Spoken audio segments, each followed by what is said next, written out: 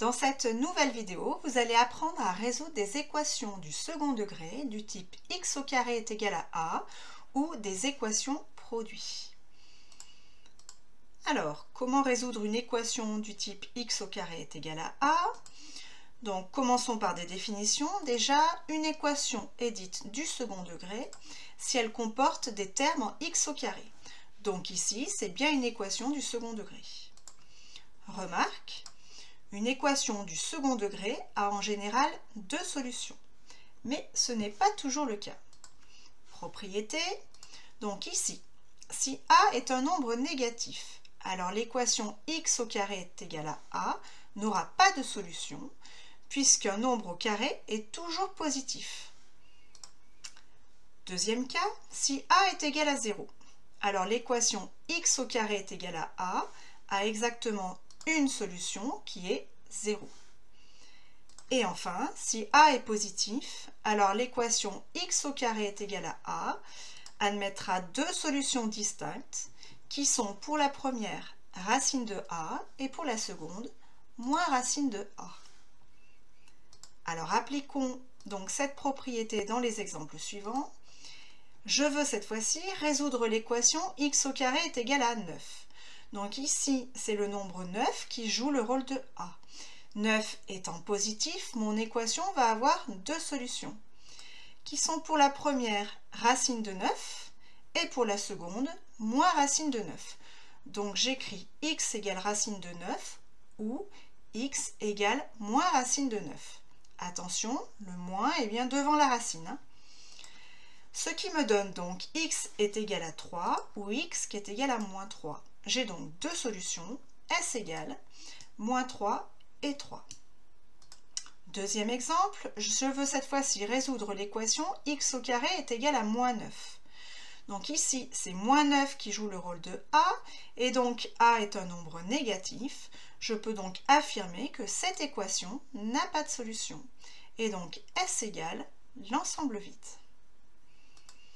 Alors maintenant, comment résoudre une équation produit? Donc définition, une équation produit est une équation de la forme ax plus b, facteur de cx plus d, qui doit être égal à 0.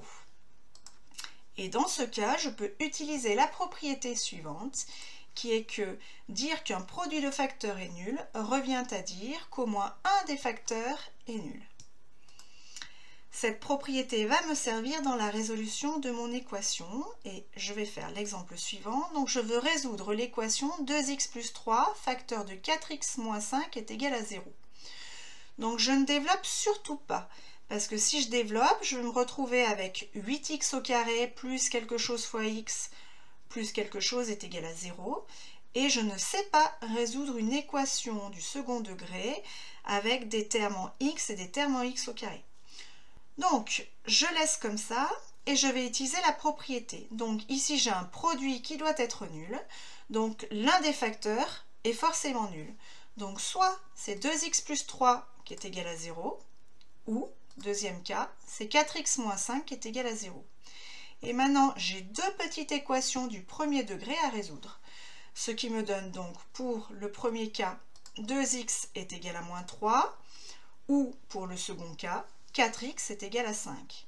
Et je continue ma résolution.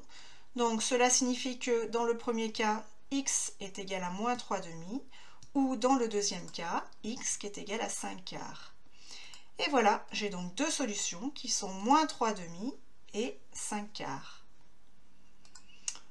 On continue avec une deuxième équation, qui est 9x au carré moins 6x plus 1 est égal à 0.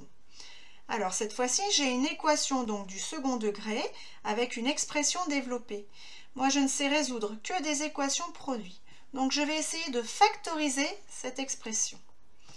Pour la factoriser, je m'aperçois qu'il s'agit ici d'une identité remarquable où j'ai 9x au carré qui est égal au carré de 3x, 1 qui est le carré de 1, et au milieu, j'ai bien le double produit, à savoir moins 2 fois 3x fois 1, qui est bien égal à moins 6x.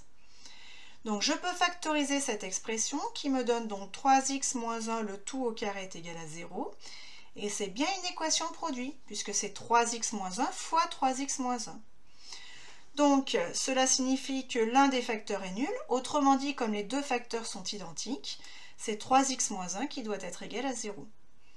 Je résous cette équation maintenant qui est du premier degré. Donc, cela me donne 3x est égal à 1, et donc x qui est égal à 1 tiers. Conclusion, cette équation du second degré a une seule solution qui est 1 tiers. Et voilà, c'est terminé pour cette vidéo.